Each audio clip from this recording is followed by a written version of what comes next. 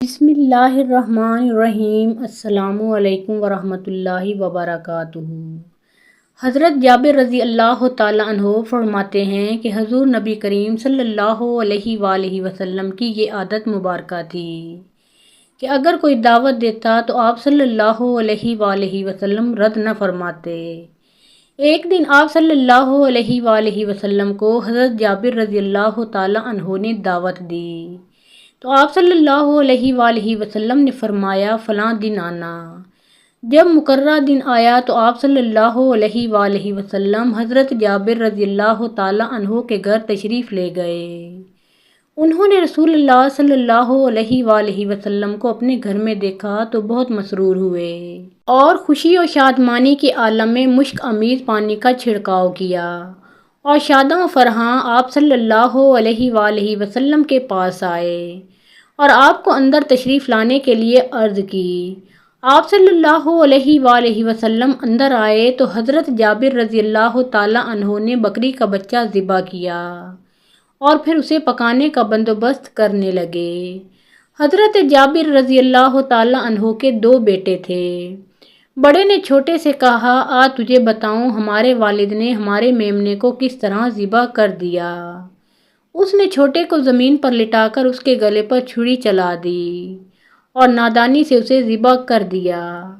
جب حضرت جابر رضی اللہ تعالیٰ عنہ کی بیوی نے اسے دیکھا تو دوڑ کر اس کی طرف آئی، لیکن وہ خوف کے مارے مکان کی چھت پر چڑھ گیا۔ ماں اس کے پیچھے پیچھے آ رہی تھی جس کے خوف سے ڈر کر بچہ چھت سے گر گیا اور گرتے ہی واصل بحق ہو گیا۔ اس صابرہ عورت نے اس واقعہ پر قطعاً رونا دھونا نہ کیا بلکہ صبر اختیار کیا۔ مبادا حضور اکرم صلی اللہ علیہ وآلہ وسلم کی طبیعت اس واقعہ کو سن کر متغیر ہو۔ اس نے دونوں بچوں پر ایک کپڑا ڈال دیا اور کسی کو اس حادثے کی خبر نہ ہونے دی۔ اگرچہ وہ ظاہراً خوش تھی لیکن باطنی طور پر خون کے گھونٹ پی رہی تھی۔ بکرے کو بریاں ہونے تک حضرت جابر رضی اللہ تعالیٰ عنہ کو بھی خبر نہ ہوئی۔ کھانا پکا کر حضور نبی کریم صلی اللہ علیہ وآلہ وسلم کے سامنے رکھا گیا تو حضرت جبرائیل علیہ السلام نازل ہوئے اور بتایا کہ اللہ تعالیٰ کہتا ہے حضرت جابر کو کہیں کہ اپنے دونوں بیٹے بھی لائے تاکہ آپ صلی اللہ علیہ وآلہ وسلم کے ساتھ کھانا کھائیں۔ جابر رضی اللہ تعالیٰ عنہ کو حکم ملا تو وہ فوراً گھر گئے اور پوچھا کہ دونوں بچے کہاں ہیں۔ انہوں نے بتایا کہ کہیں باہر ہیں۔ حضرت جابر رضی اللہ تعالیٰ عنہ نے آ کر اطلاع دی کہ وہ اس وقت موجود نہیں ہیں۔ حضور نبی کریم صلی اللہ علیہ وآلہ وسلم نے فرمایا اللہ تعالیٰ کا حکم ہے کہ ان کے ساتھ کھانا کھایا جائے۔ جب اس صابرہ و شاکرہ بی بی سے دوبارہ پوچھا گیا تو انہوں نے بچوں کی لاشوں سے کپڑا اٹھا کر سارا واقعہ کہہ سنایا۔ دونوں روتے روتے حضور نبی کریم صلی اللہ علیہ وآلہ وسلم کے پاس آئے۔ سارے گھر میں کہرام مچ گیا۔ حضرت جبرائیل علیہ السلام نے آ کر کہا یا رسول اللہ صلی اللہ علیہ وآلہ وسلم، آپ صلی اللہ علیہ وآلہ وسلم ان بچوں کی لاشوں پر کھڑے ہو کر دعا کریں، زندگی اللہ تعالیٰ دینے والا ہے۔ حضور نبی کریم صلی اللہ علیہ وآلہ وسلم تشریف لائے اور انہوں نے بچوں کے لیے دعا فرمائی۔ وہ اسی وقت اللہ تعالیٰ کے حکم سے زندہ ہو گئے۔ اسی سن میں حضور نبی کریم صلی اللہ علیہ وآلہ وسلم عمرے کی غرض سے مکہ روانہ ہوئے۔ 1500 جان نثار ہم رکاب تھے۔ بیت الرضوان کا مشہور واقعہ اسی میں پیش آیا اور حضرت جابر رضی اللہ تعالیٰ عنہ مشرف بابیعت ہوئے۔ اس میں حضرت عمر فاروق رضی اللہ تعالیٰ عنہ رسول اللہ صلی اللہ علیہ وآلہ وسلم کا اور حضرت جابر رضی اللہ تعالیٰ عنہ حضرت عمر رضی اللہ تعالیٰ عنہ کا بیعت کے وقت ہاتھ پکڑے تھے۔ حضور نبی کریم صلی اللہ علیہ وآلہ وسلم نے فرمایا کہ تم لوگ ساری دنیا سے بہتر ہو۔ اس کے بعد اور بھی غزوات پیش آئے جن میں ان کی شرکت رہی۔ حجۃ الوداع میں بھی جو 10 ہجری میں ہوا اس میں بھی آپ رضی اللہ تعالیٰ عنہ شامل تھے۔ 37 ہجری میں حضرت علی المرتضیٰ رضی اللہ تعالیٰ عنہ اور حضرت معاویہ رضی اللہ تعالیٰ عنہ کی جنگ میں حضرت جابر رضی اللہ تعالیٰ عنہ حضرت علی المرتضیٰ رضی اللہ تعالیٰ عنہ کی طرف سے صفین میں جا کر لڑے۔ حضرت جابر رضی اللہ تعالیٰ عنہ کو حدیث کا اتنا شوق تھا کہ ایک ایک حدیث سننے کے لیے مہینوں کی مسافت کا سفر کرتے تھے۔ حضرت عبداللہ بن انیس رضی اللہ تعالیٰ عنہ کے پاس ایک حدیث تھی۔ وہ شام میں رہتے تھے۔ حضرت جابر رضی اللہ تعالیٰ عنہ کو معلوم ہوا تو ایک اونٹ خریدا اور ان کے پاس جا کر کہا کہ وہ حدیث بیان کیجئے، میں نے اس لیے عجلت کی ہے کہ شاید میرا خاتمہ ہو جاتا اور حدیث سننے سے رہ جاتی۔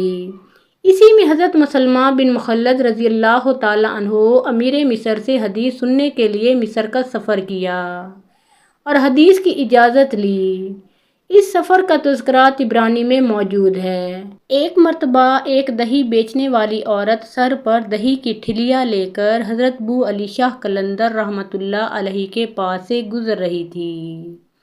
حضرت بو علی شاہ قلندر رحمۃ اللہ علیہ نے اسے روک کر دریافت کیا، دہی بیچو گی؟ تو عورت نے ٹھہر کر جواب دیا، دہی بیچنے کے لیے ہی تو بوجھ اٹھائے پھر رہی ہوں۔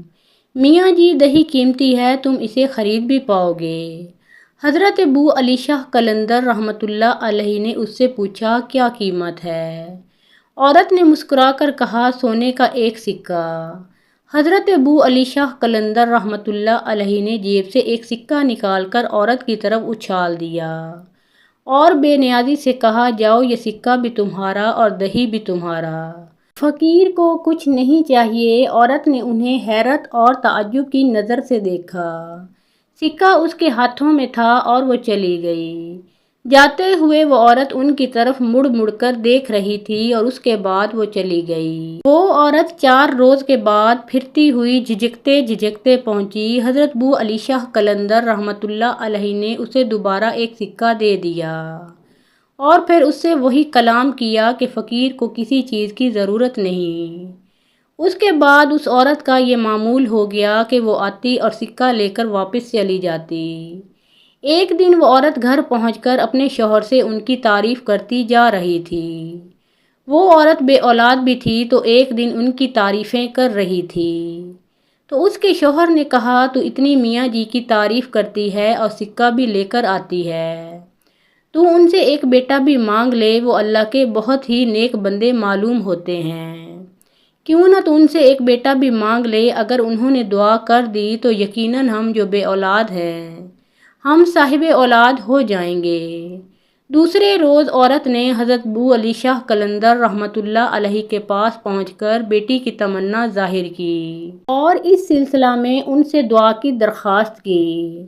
حضرت بو علی شاہ قلندر رحمۃ اللہ علیہ نے اس سے کہا، جاؤ اپنے محلے میں اعلان کر دو کہ جس جس کے یہاں اولاد نہیں ہوتی وہ یہاں آئے، ہم ان کے لیے دعا کریں گے کہ اللہ تعالیٰ انہیں نیک اور صالح اولاد عطا فرمائے۔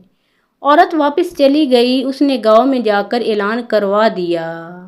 تیسرے روز وہ سبھی عورتوں کو لے کر حضرت بو علی شاہ قلندر رحمۃ اللہ علیہ کے پاس پہنچی۔ حضرت بو علی شاہ قلندر رحمۃ اللہ علیہ نے پان کی ایک گلوری کے ٹکڑے کیے اور ایک ایک ٹکڑا تمام عورتوں کو کھلا دیا۔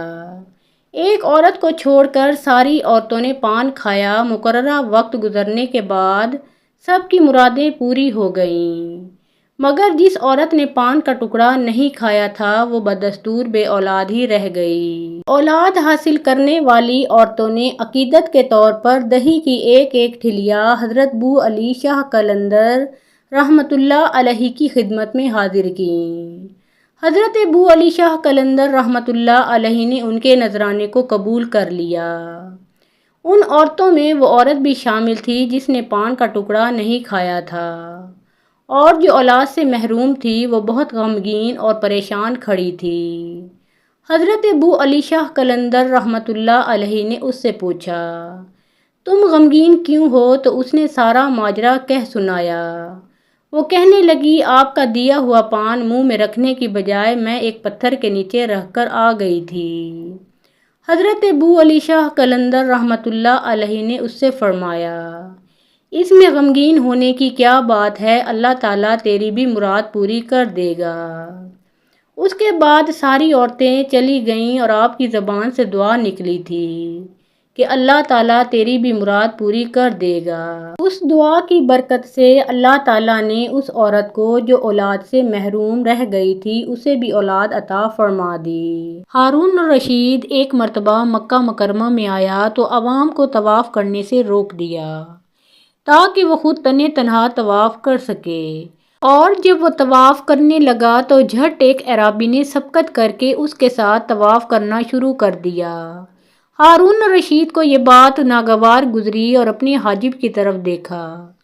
حاجب نے اپنے بادشاہ کی مرضی پا کر اعرابی سے کہا، میاں یہاں سے ہٹ جاؤ تاکہ امیر المومنین طواف کر سکیں۔ اعرابی نے جواب دیا، اللہ کے نزدیک اس مقام میں چھوٹے بڑے، ادنا و اعلیٰ، امیر غریب اور رائی اور رعایا سب برابر ہیں۔ یہاں کون چھوٹا اور کون بڑا ہے؟ جاؤ، میں نہیں ہٹتا۔ ہارون الرشید نے اس کی یہ گفتگو سنی تو حاجب سے کہا کہ اسے رہنے دو۔ اس کے بعد ہارون الرشید حجرہ اسود کو چومنے کے لیے آگے بڑھے تو اعرابی نے سبقت کر کے حجرہ اسود کو پہلے چوم لیا۔ ہارون الرشید جب مقام ابراہیم میں نماز پڑھنے کو بڑھا تو اعرابی نے سبقت کر کے وہاں پہلے نماز پڑھنی شروع کر دی۔ ہارون الرشید جب طواف اور نماز سے فارغ ہوا تو حاجب سے کہا کہ اس اعرابی کو میرے پاس بلا لاؤ۔ چنانچہ حاجب گیا اور اعرابی سے کہنے لگا، چلو تمہیں امیر المومنین بلاتے ہیں۔ اعرابی نے کہا، مجھے ان سے کوئی حاجت نہیں ہے، پھر میں کیوں جاؤں؟ ہاں، اگر انہیں مجھ سے کوئی کام ہے تو وہ خود میرے پاس کیوں نہیں آتے؟ ہارون الرشید کا حاجب یہ سن کر غصہ میں آ کر واپس ہوا اور اس کا جواب ہارون الرشید کو سنا دیا۔ ہارون الرشید نے سن کر کہا کہ بے شک وہ ٹھیک کہتا ہے، مجھے خود اس کے پاس چلنا چاہیے۔ چنانچہ ہارون الرشید خود اس اعرابی کے پاس پہنچے اور اس کے سامنے کھڑے ہو کر السلام علیکم کہا، جس کا جواب وعلیکم السلام کہہ کر اعرابی نے دیا۔ ہارون الرشید نے کہا، کیوں بھائی، اجازت ہے، بیٹھ جاؤں؟ اعرابی نے جواب دیا، یہ گھر نہ آپ کا ہے اور نہ ہی میرا ہے، پھر مجھ سے اجازت کیسی؟ اور میں اجازت دینے والا کون ہوں؟ یہاں ہم سب برابر ہیں، آپ چاہیں تو بیٹھ جائیں، چاہیں تو واپس چلے جائیں۔ ہارون الرشید اس قسم کی جرأت آمیز گفتگو سن کر بہت زیادہ حیران رہ گیا۔ اسے گمان تک نہ تھا کہ ایسی گفتگو بھی کوئی اس سے کر سکتا ہے۔ پھر وہ اعرابی کے پہلو میں بیٹھ گیا اور کہنے لگا، میاں اعرابی، میں تم سے تمہارے فرض کے متعلق پوچھتا ہوں، کیا تم بتا سکو گے؟ اگر تم اپنے فرض پر روشنی ڈال سکو تو میں تمہارا قائل ہو جاؤں گا۔ اعرابی نے جواب دیا، آپ کا یہ سوال معلم بن کر ہے یا متعلم بن کر؟ ہارون الرشید نے کہا، متعلم بن کر۔ اعرابی نے کہا، تو پھر طالب علموں کی طرح سامنے مؤدب ہو کر بیٹھو اور پھر پوچھو۔ چنانچہ ہارون الرشید مؤدبانہ طریقہ سے سامنے بیٹھ گیا اور پھر فرض کے متعلق پوچھنے لگا۔ اعرابی نے جواب دیا کہ 1 فرض بتاؤں یا 5 فرض بتاؤں؟ 17 فرض بتاؤں یا 34 بتاؤں یا 94؟ 40 میں سے 1 فرض بیان کروں یا پھر عمر بھر میں 1 فرض کا؟ یہ تفصیل سن کر ہارون الرشید نے طنزاً ہنس کر کہا، میں نے تو تم سے 1 فرض کا پوچھا ہے اور تم دنیا بھر کا حساب لیے بیٹھے ہو۔ تو اعرابی نے کہا، ہارون الرشید، اگر دین میں حساب نہ ہوتا تو قیامت کے روز خالق مخلوق سے کبھی حساب نہ لیتا۔ ہارون الرشید نے جب یہ سنا کہ اعرابی نے اس کا نام لے کر اسے مخاطب کیا ہے اور اسے امیر المومنین نہیں کہا تو غصے میں آ گیا، اور جب غصہ سرد ہوا تو کہنے لگا، قسم باخدا، اگر تم نے میرے سوال کا جواب نہ دیا تو میں تجھے صفا اور مروہ کی پہاڑیوں کے درمیان مروا دوں گا۔ تو حاجب نے کہا کہ اے امیر المومنین، جانے دیجئے، اس حرم شریف کے طفیل، اس کی جان بخشی فرما دیجئے۔ اعرابی یہ سن کر کھلکھلا کر خوب ہنسا۔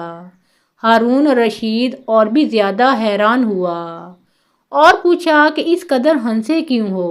اعرابی نے جواب دیا، تم دونوں کی مضحکہ خیز گفتگو سن کر کہ ایک تم دونوں میں سے ایسی موت لے آنے کا مدعی ہے جو آئی نہیں، اور دوسرا ایسی موت کو ہٹا رہا ہے جو کہ آ چکی ہے۔ بھلا ایسی نامعقول باتیں دانا تسلیم کر سکتا ہے؟ ہارون الرشید یہ سن کر بے حد نادم ہوا اور منت سے کہنے لگا، بھائی اب تو مجھے تمہارے جواب کا بے حد شوق ہے، برائے خدا میرے سوال کا جواب ضرور دیجیے۔ عرابی نے کہا، تو سن لو، تمہارا سوال اس فرض کے متعلق ہے جو اللہ نے مجھ پر فرض کیا ہے۔ تو اللہ کے مجھ پر بہت سے فرائض ہیں، میں نے تم سے ایک فرض کہا تھا، وہ تو دین اسلام ہے، اور جو 5 فرض کہے تھے وہ 5 نمازیں ہیں، اور جو 17 فرض ہیں وہ دن رات کی 17 رکعت ہیں، اور جو 34 فرض ہیں دن رات کے سجدے ہیں، اور 94 فرض وہ ان سب رکعت کی تکبیرات ہیں، اور جو میں نے 40 میں سے ایک کہا تھا وہ 40 دینار میں سے 1 دینار کی زکوٰۃ ہے، اور ساری عمر میں ایک فرض وہ حج ہے۔ ہارون الرشید عرابی کے حسن بیاں اور تشریح مسائل کو سن کر بے حد مسرور ہوا اور اس کے دل میں بے حد قدر پیدا ہو گئی۔ اس کے بعد عرابی نے کہا، آپ کے سوال کے جواب تو میں نے دے دیا، اب میرے بھی سوال کا جواب کیا آپ دیں گے؟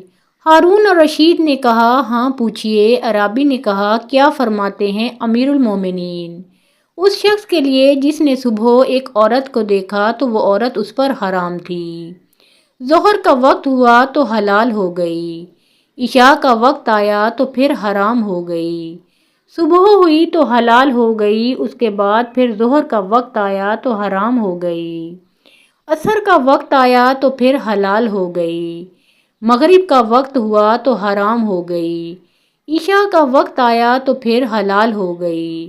ہارون الرشید یہ سن کر کہنے لگا کہ تم نے مجھے ایک ایسے دریا میں ڈال دیا ہے جس سے بجز تمہارے دوسرا کوئی نہ نکال سکے گا، تم خود ہی اس کا جواب دو۔ عرابی نے کہا، امیر المومنین آپ تو بہت بڑے صاحب اختیار حاکم ہیں، میرے ایک معمولی سے مسئلہ کے سامنے عاجز کیوں آ گئے؟ ہارون الرشید نے کہا، واقعہ یہ ہے کہ حق تعالیٰ نے تمہارا درجہ علم مجھ سے بلند کیا ہے، میری درخواست ہے کہ اس حرم شریف کی خاطر تم ہی جواب دو۔ عرابی نے کہا، بہت اچھا، تو سنیے، وہ ایک ایسا شخص ہے جس نے صبح کسی دوسرے کی باندی کو دیکھا جو اس پر حرام تھی، ظہر کا وقت آیا تو وہ باندی اس نے خرید لی، اب وہ اس پر حلال ہو گئی، عصر کے وقت اس نے اسے آزاد کر دیا تو وہ پھر اس پر حرام ہو گئی، مغرب کے وقت اس نے اس سے نکاح کر لیا تو پھر حلال ہو گئی، عشاء کے وقت اس نے طلاق دے دی تو وہ پھر حرام ہو گئی، صبح اس نے رجوع کر لیا تو پھر حلال ہو گئی، ظہر کا وقت آیا تو وہ شخص مرتد ہو گیا، وہ پھر اس پر حرام ہو گئی، عصر کے وقت وہ شخص پھر مسلمان ہو گیا تو اس کی عورت پھر اس پر حلال ہو گئی، مغرب کے وقت وہ عورت مرتد ہو گئی تو پھر وہ حرام ہو گئی، عشاء کا وقت آیا تو پھر وہ مسلمان ہو گئی، لہٰذا پھر حلال ہو گئی۔ ہارون الرشید یہ تفصیل سن کر حیران و ششدر رہ گیا اور اس عرابی کو 10,000 دینار دینے کا حکم دیا۔ جب یہ دینار عرابی کو پیش کیے گئے تو اس نے کہا کہ یہ درہم ان کے اہل کو دے دو، مجھے ضرورت نہیں۔ ہارون الرشید نے کہا، کیا میں تمہارے نام کوئی جاگیر کر دوں جو عمر بھر تمہارے لیے کافی ہو؟ عرابی نے کہا، جس نے تمہارے نام ملک کر رکھا ہے وہ چاہے گا تو میرے نام بھی کوئی جاگیر کر دے گا، تمہارے واسطے کی ضرورت نہیں۔ ہارون الرشید وہاں سے لوٹا اور اس عرابی کے متعلق دریافت کیا تو لوگوں نے بتایا کہ یہ حضرت امام جعفر صادق کے صاحبزادے موسیٰ رضا ہیں جنہوں نے زاہدانہ زندگی اختیار فرما رکھی ہے۔ ہارون الرشید یہ حقیقت سن کر الٹے پاؤں دوڑا اور حضرت موسیٰ رضا بن جعفر صادق بن محمد بن علی رضی اللہ تعالیٰ عنہ بن ابی طالب کی پیشانی کو چوم لیا۔